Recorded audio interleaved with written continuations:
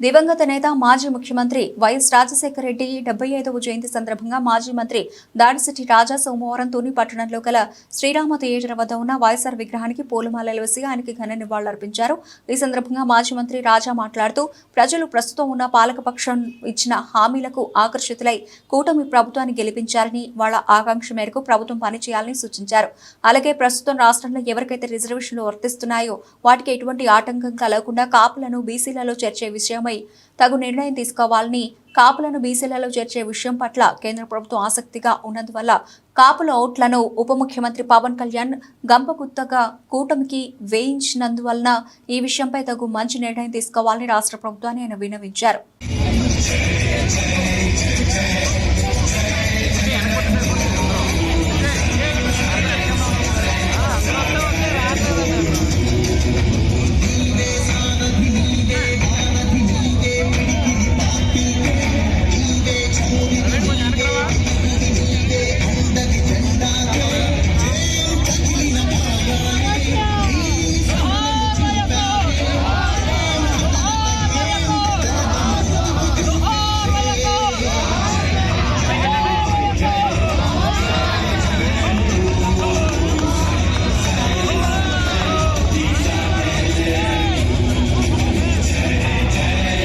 ఒకటే విజ్ఞప్తి చేస్తున్నాను.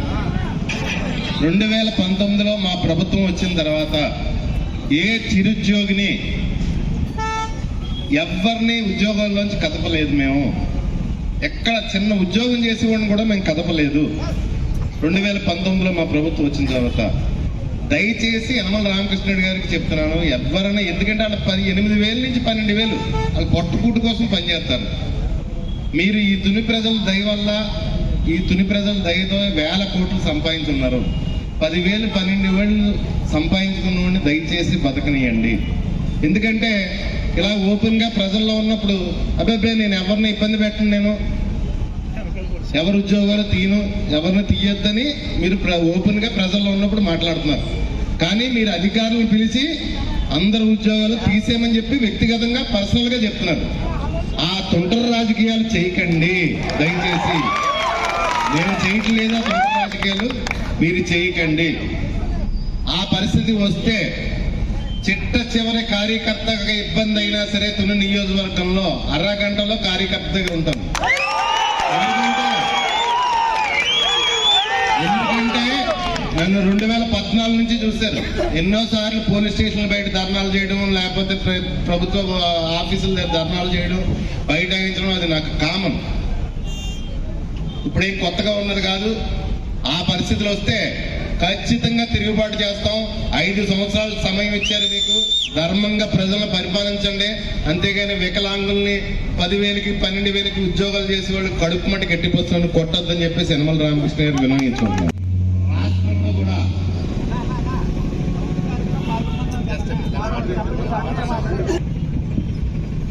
రాష్ట్రంలోని కేంద్రంలో కూడా కూటమి ప్రభుత్వం ఉంది.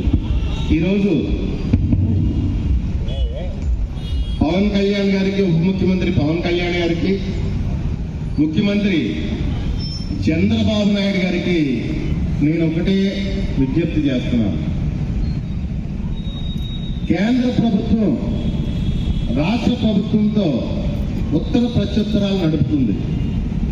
ఏ విషయం మీదంటే కాపుల్ని బీసీల్లో చేరుతాం, అది ఎకనామికల్లీ వీకర్ సెక్షన్ కోటా నుంచి చేద్దామా, ఎఫ్ కోటా నుంచి చేద్దామా అని చెప్పేసి ఈ రాష్ట్ర ప్రభుత్వంతో కేంద్ర ప్రభుత్వం ప్రత్యుత్తరాలు నడుపుతుంది.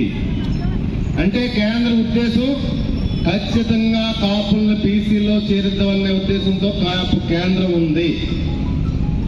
మీరు ఈ రాష్ట్రంలో ఉన్న పవన్ కళ్యాణ్ గారు, మీరు రాష్ట్రంలో ఉన్న కాపుల ఓట్లన్నీ పోలరైజ్ చేసి కూటమికి, అంటే చంద్రబాబు నాయుడు గారికి, బీజేపీ ప్రభుత్వానికి ఓట్లు వేయించారు.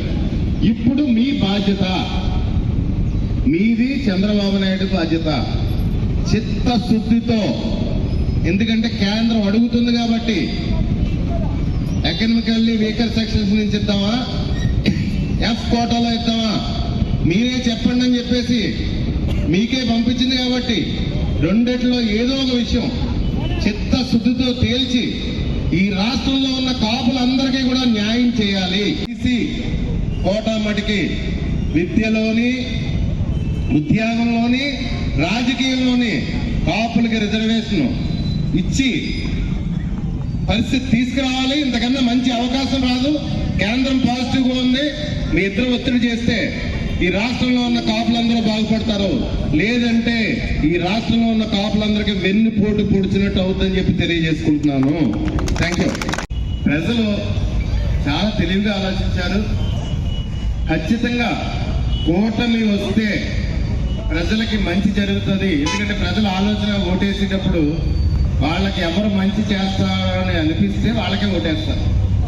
అలాగే మనకన్నా కూటమి ప్రభుత్వం వస్తే మంచి చేస్తారు అని చెప్పి ప్రజలు ఆలోచన చేసి ప్రజలు కూటమికి పట్టం కట్టారు.